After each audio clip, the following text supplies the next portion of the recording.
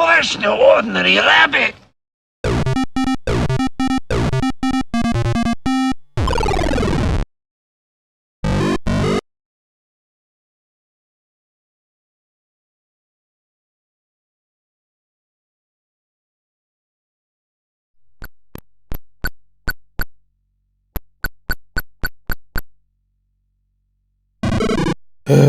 All I can say is, I tried. I really tried to make an effort towards playing this game, more so than I normally would with a game which doesn't click with me. But for today's Ancient DOS game, Wasteland, I just could not get a handle on it. But I can at least recognize that most of my problems with this game are me, not the game. That said, being an early computer RPG designed to function on low-spec systems, there are quite a number of quirks with this game, which are things which have sort of shown up here and there across other games we've looked back at. Yet here, all of those quirks are culminated together, and so knowing those quirks is essential in terms of being able to get the most out of this game. But yeah, even though I couldn't wrap my head around this one myself, I do recognize the sheer level of detail and effort which went into making it. Even though the map isn't very big and there's a surprisingly small number of locations, the world is crafted to give an amazingly large level of freedom for a game of this vintage. Also evidenced by the large number of different skills you can give to your party members, which don't all have immediate or obvious uses.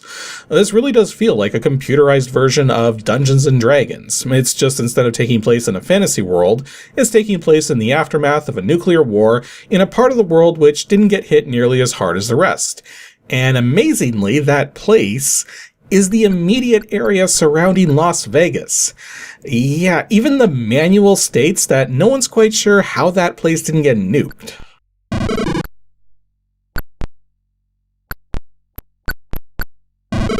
Wasteland was originally developed by Interplay for Apple II computers and published through Electronic Arts in 1988, with the DOS port coming out a year later around the start of 1989, and it's effectively a one-player role-playing game. Yet once upon a time, Interplay games were published through Electronic Arts, though I believe this is one of the last ones they did before Interplay decided to get into the publishing business themselves and skip on going through EA. It supports CGA 4-color, composite CGA 16-color, Tandy 16-color, and EGA 16-color graphics, all running at 320 by 200 resolution, but only supports the PC speaker for what few sound effects there are, as for the most part the game's pretty silent. As for its current release date, it's still commercial, and trying to get a copy of this game, either digitally or physically, can be a bit confusing until you understand what you're getting yourself into. So for digital copies, both GOG and Steam have them available for $6 on either site. But it's important to note that the copy of Wasteland offered on both sites is not the original game. Rather instead, it's a haphazardly modified game which has been given some updated high-color visuals for portraits and such, while just running everything else through an upscaler, as well as moving some of the stuff only found in the manual into the game itself. Whether these copies run natively in DOS or not, I don't know, as I don't own them, but given the updated visuals, I've got a sneaking suspicion they're Windows executables. Thus, if you want to, for sure, get a copy which will run in a DOS emulator or on an old DOS computer, you pretty much have to go with physical copies or copies found on more dubious sites. And in terms of physical copies, you're going to find that they're not the easiest to find, but are typically found complete in box, for the simple reason that you kind of need all of the stuff it came with to understand what it is you're doing and everything in the game itself. However, this game has become incredibly collectible, and the prices are wildly erratic. I found recent sales figures for complete copies as low as $20 and as high as $240, with little difference between them all, and sealed copies are pretty much unheard of by this point, unless you're a speculator. However, if all you want to do is play the game, and you for sure want a real DOS copy, then your best option is actually to take a look around for the Interplay's 10-year Anthology Classic Collection. Now, this was a CD which typically sold for dirt cheap, and even now can often be grabbed for under $10, and isn't any less or more rare than proper copies of this game. Heck, this collection CD is where my copy of the game comes from. The only trouble is that due to the nature of the game, you kinda need the manual to play it. So what the 10-year anthology does is it has a raw text file which has the most important text from the manual transferred over, but otherwise does not include a manual or such. Yeah, there's not really a perfect answer for playing this game nowadays, and it really comes down to why you want the game and what compromises you do or don't want to make in that process. I'm going to skip on the story section because the manual doesn't actually give you a lot to go on, and the game itself doesn't give you anything. But essentially, the game takes place sometime after the year 2087, many decades following a nuclear war between the United States and the Soviet Union. Keeping in mind that in the game's lore, the US was doing a lot of stuff the neutral nations didn't approve of, so instead of the Soviet Union dissolving, it became much stronger as those previously neutral powers joined them.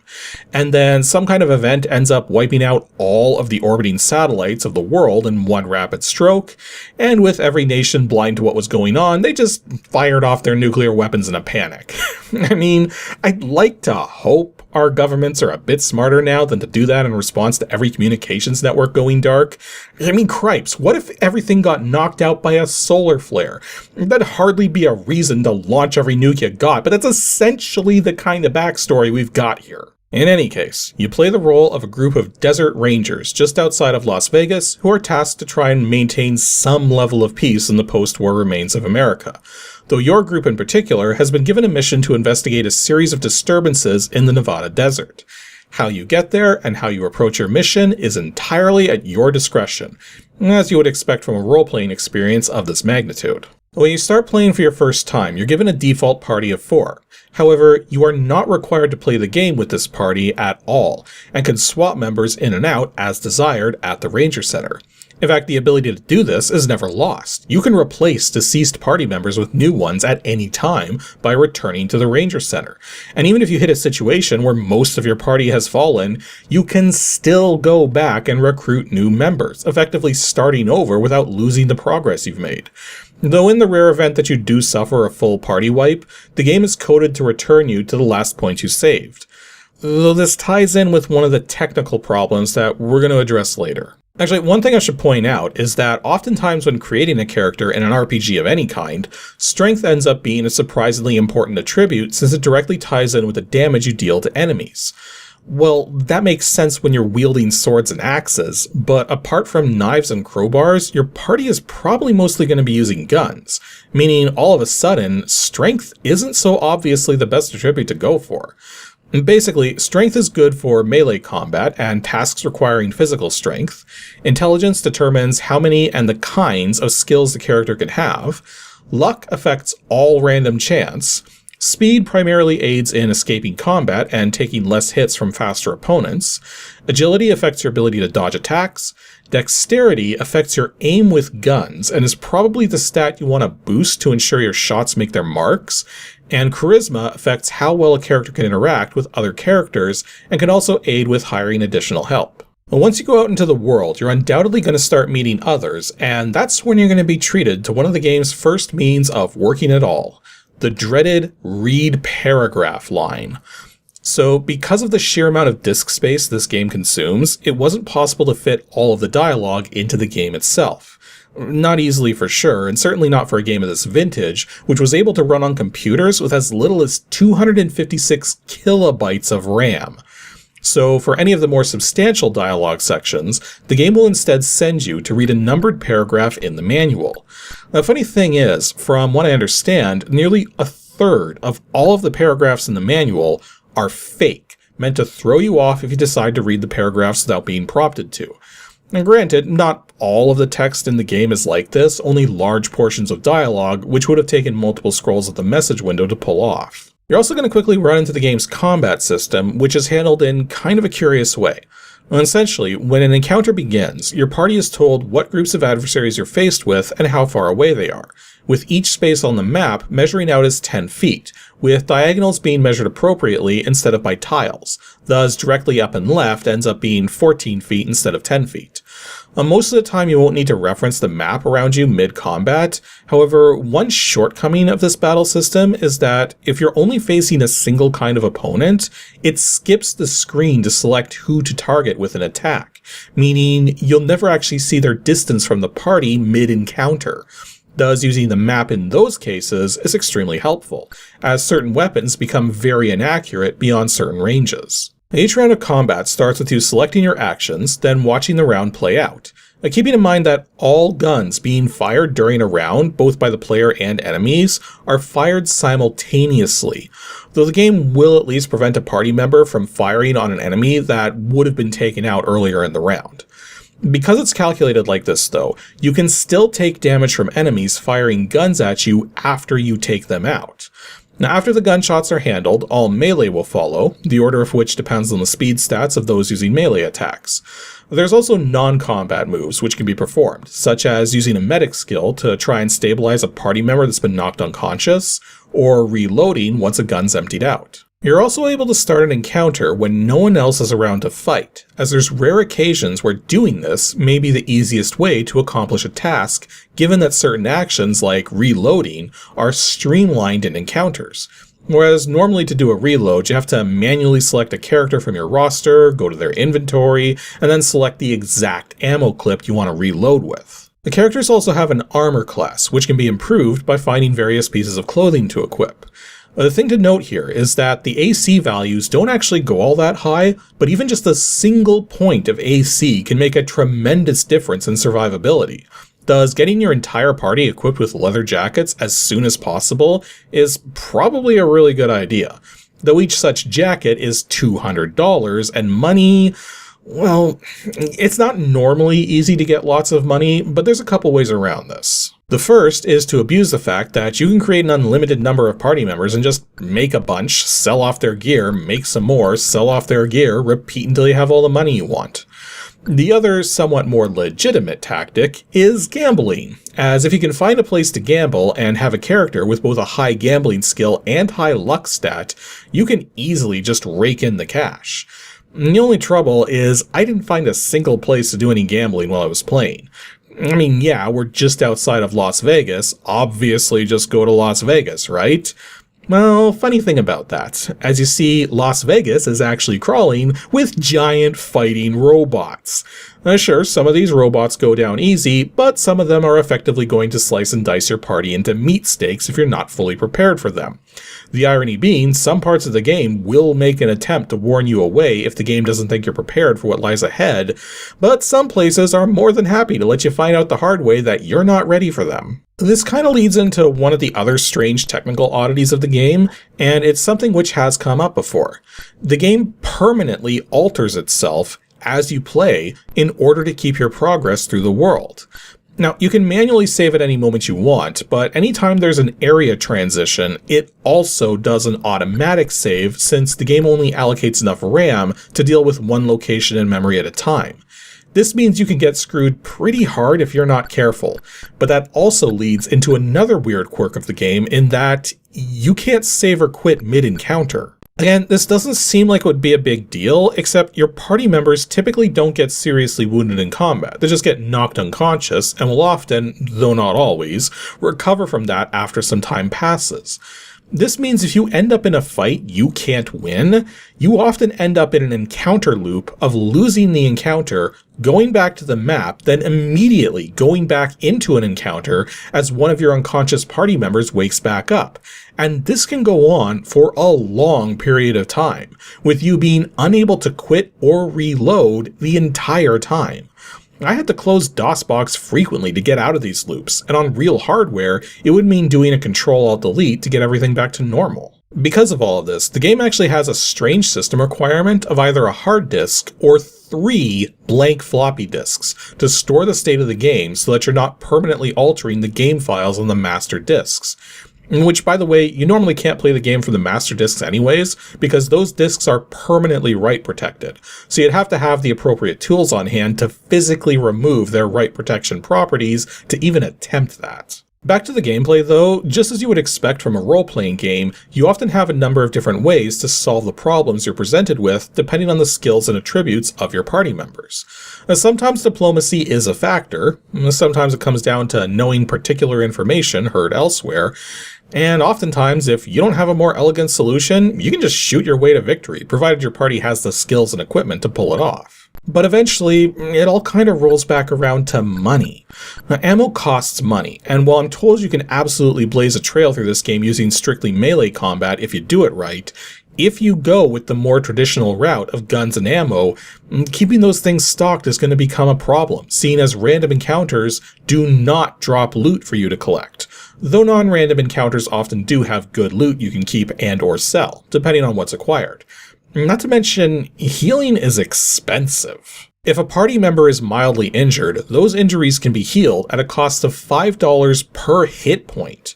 Given that hit points regenerate naturally over time, that's pretty much highway robbery right there. And the game knows it. Thus, the game also made it a point not to add a rest feature. And normally in Dungeons & Dragons, it's common for the party to take rests in order to restore themselves and prepare for their next encounters, but nope, can't do that here. Instead, if you want to rest, you have to find a viable place and just hold the escape key down to pass hundreds or thousands of turns. Now, it's important to note that the passage of time is different for different locations. Thus, this method of restoring yourself can work faster or slower depending on where you are, with the main overworld having the fastest passage of time by far. But this now leads into something you have to be ultra careful of: serious injuries and afflictions. Now, if a character is knocked unconscious, they'll usually recover within a short period of time and get a few hit points back. Which, yes, I know they're called constitution points in this game, but that's kind of confusing, so I'm just going to keep calling them hit points. But the point is that sometimes your party members do not get back up, and their condition ultimately worsens to become serious. If this happens, their condition will continue to deteriorate until they ultimately die. Now, if you have a party member with medical skills, you can attempt to use those skills to stabilize someone, but as far as I've been able to tell, the rate of success depends not just on the medical skill of the party member, but how far gone the injured party member is. As if they're too far gone, then that medical skill isn't going to do the job. Also, party members can become afflicted with illnesses, often as a result of traps instead of combat. And best I can tell, afflictions simply prevent a party member from healing naturally, meaning if they go unconscious, they are guaranteed to start slipping into serious and critical states. And it is expensive to get a party member cured, as you have to examine them first, which costs money, then you have to get a cure, which costs even more money. There's incentive towards keeping your party members alive too, as certain actions, mostly defeating enemies, are worth experience points. Once a party member has enough experience points, you can radio in to the Ranger HQ and they'll promote party members to higher ranks, which affords them additional attribute points and skill points to spend, though the skill points can't be spent right away and instead has to be done in a library.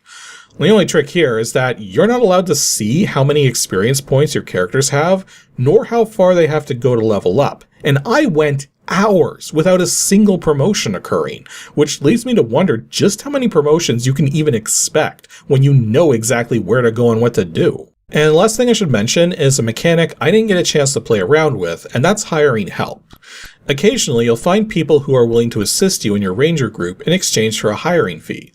From what I understand, characters recruited in this manner will sometimes disagree with your decisions, especially if your characters have low charisma, and will perform their own actions during encounters, or may even refuse to pool or divide up money, or refuse to trade items with other members of the party.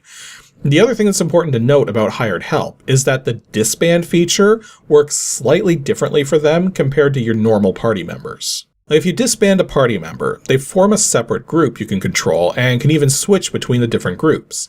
It's actually been made necessary to split your party up on occasion, one of the earliest examples being that you can't sit down at the bar here unless you're a party of one.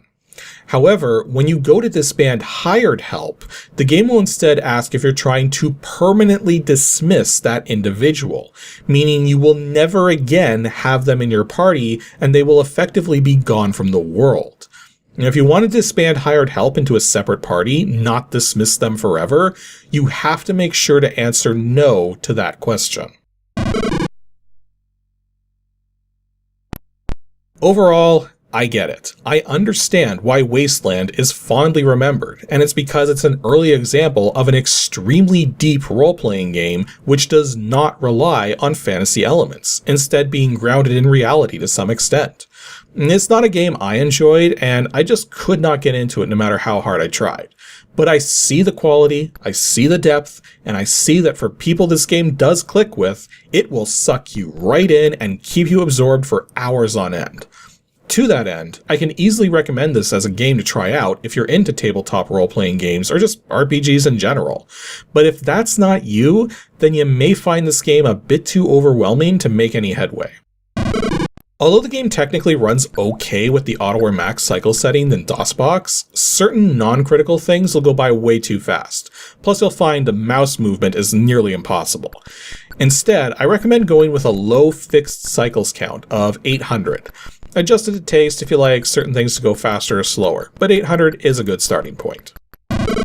Anywho, that's all for today's episode of Ancient DOS Games. Next up, 2 Saturdays from now on April 26th will be an ADG mod video, where we're going to be taking our first look at what's referred to as a TC, or Total Conversion, a fan-made mod which converts a base game into something entirely different.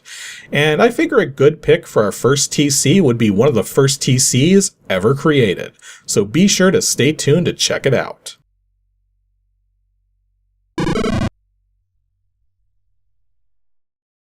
Thanks for watching, everyone, and extra special thanks to all the people seen here supporting me on Patreon. If you'd like to join in with them and support the show directly, head on over to patreon.com/KASICK.